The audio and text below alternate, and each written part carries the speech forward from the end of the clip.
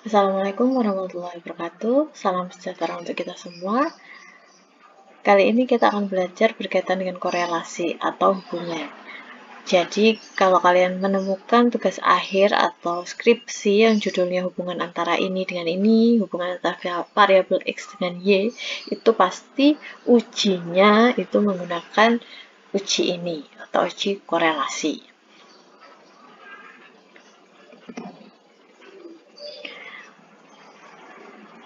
Pertemuan sebelumnya kalian sudah belajar tentang uji prasyarat ya.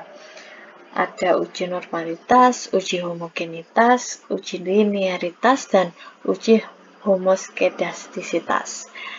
Dari situ data yang kalian dapat nantinya akan diketahui apakah penghitungannya nanti akan menggunakan uji parametrik maupun uji non-parametrik. Ya, pada pertemuan ke-5 dan 6 ini kita akan belajar uji parametrik ya. Jadi syaratnya datanya harus berdistribusi normal dan harus linear. Jadi korelasi itu apa? Korelasi merupakan teknik analisis yang termasuk dalam salah satu teknik pengukuran asosiasi atau hubungan. Measures of association. Dua variabel dikatakan berasosiasi jika perilaku variabel yang satu mempengaruhi variabel yang lain. Jika tidak terjadi hubungan, maka kedua variabel disebut independen. Dan untuk penghitungan korelasi sederhana, kita akan menggunakan korelasi person product moment yang nanti ini kita akan pelajari, maupun korelasi Rank-Spearman. Ini untuk uji non-parametrik ya. Nanti kalian akan pelajari setelah pertemuan ke-9 kalau nggak salah. Fungsi dari uji korelasi ini untuk mengetahui hubungan antara dua variabel. Dan asumsinya untuk uji korelasi, ini data berskala interval atau rasio. Dan data harus berdistribusi normal. Jadi sebelumnya data yang kalian dapat harus diuji prasyarat dulu. Uji normalitas, homogenitas, dan linearitas. Untuk uji korelasi. Selanjutnya tipe korelasi. Tipe korelasi ada dua, yang pertama korelasi linear positif, dan yang kedua korelasi linear negatif. Korelasi linear positif ketika hubungan yang terjadi bersifat positif atau searah. Artinya, jika variabel A naik, maka variabel B akan naik. Atau jika variabel A turun, maka variabel B juga akan turun. Contohnya, ketika seseorang melakukan aktivitas fisik setiap harinya dengan durasi atau lama waktu yang tinggi atau yang cukup tinggi ya, kemungkinan dia akan cenderung memiliki kebugaran yang tinggi juga, yang baik. Tetapi ketika seseorang tidak melakukan aktivitas fisik yang baik, maka cenderung dia akan mempunyai tingkat kebugaran yang kurang juga. Nah, ini menunjukkan variabel A, lamanya waktu dia melakukan aktivitas fisik itu searah dengan variabel B atau tingkat kebugaran. Ketika variabel A naik, maka variabel B juga naik. Ketika variabel A turun, maka variabel B juga akan turun. Yang kedua, korelasi linear negatif menunjukkan bahwa hubungan yang terjadi bersifat negatif atau berlawanan arah. Artinya, jika variabel A naik, maka variabel B akan turun. Atau jika variabel A turun, maka variabel B akan naik. Contohnya, ketika seseorang melakukan aktivitas fisik yang tinggi, ya, maka kecenderungan berat badan dia juga menunjukkan relatif rendah atau normal ya kategorinya. Nah, ini kan berlawanan arah ya. Ketika variabel A naik, maka variabel B akan turun. Begitu juga ketika seseorang tidak melakukan aktivitas fisik apapun ya, sedenter gitu,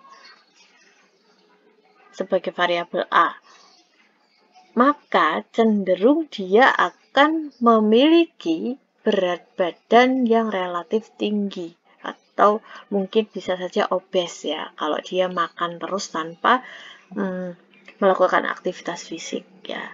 Jadi variabel A turun dan variabel B-nya naik.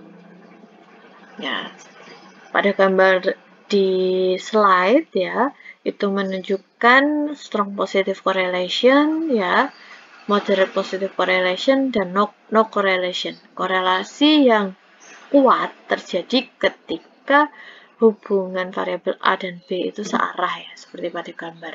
Strong positive correlation. Ya, moderate positive correlation, kekuatan korelasinya sedang ketika persebaran datanya ini tidak searah gitu. Tidak ada korelasi ketika persebaran datanya ini terlalu luas seperti itu. Ini moderate negative correlation ya, sama prinsipnya ketika persebaran datanya ini tidak lurus ya. Strong negative correlation itu terjadi ketika variabel A dan B itu memiliki korelasi yang kuat. Juga curvilinear relationship. Lanjut, koefisien korelasi. Koefisien korelasi berfungsi untuk mengukur kekuatan hubungan linear antara dua variabel. Ya, jika hubungan dua variabel tidak linear, maka koefisien korelasi persen tersebut tidak mencerminkan kekuatan hubungan dua variabel yang sedang diteliti. Meski begitu, kedua variabel berhubungan sangat kuat. Simbol untuk korelasi persen adalah P jika diukur dalam populasi dan R jika diukur dalam sampel. Jadi untuk uji korelasi persen ini sebaiknya sebelum dilakukan uji korelasi harus dilakukan uji prasyarat terlebih dahulu. Uji normalitas, homogenitas, dan linearitas ya. Jadi kekuatan korelasi semakin kuat ketika nilai P atau R-nya ini ya mendekati 1, baik positif 1 maupun negatif 1 ya. Ketika nilainya mendekati 0, korelasinya justru akan semakin lemah.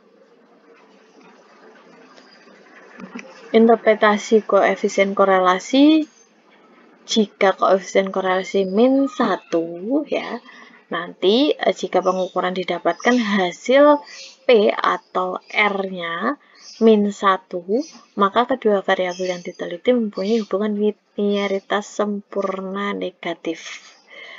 Jika koefisien korelasi adalah plus 1, maka kedua variabel yang diteliti mempunyai hubungan linearitas sempurna positif.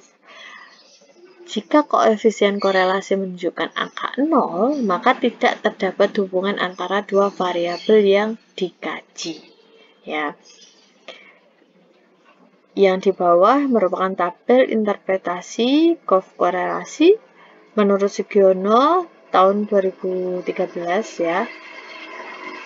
Tingkat hubungannya ada sangat lemah ya, rendah, sedang, kuat, dan sangat kuat. Dimana seperti prinsipnya tadi ya, mendekati angka 1 hubungannya semakin kuat. Ini nanti kita akan gunakan ketika kita sudah mendapatkan hasil perhitungannya. Jadi jelas ya, untuk korelasi sederhana itu intinya kalian akan mencari hubungan antara dua variabel, variabel X dengan variabel Y ya.